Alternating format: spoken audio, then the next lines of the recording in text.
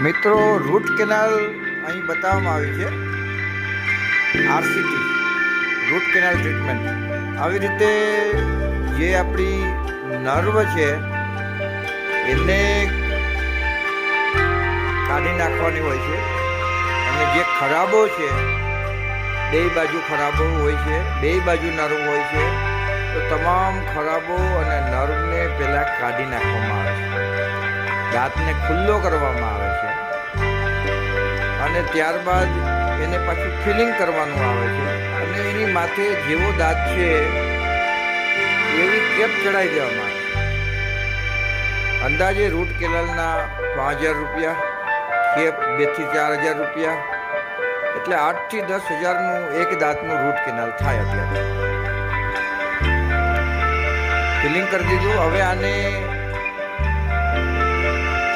માપ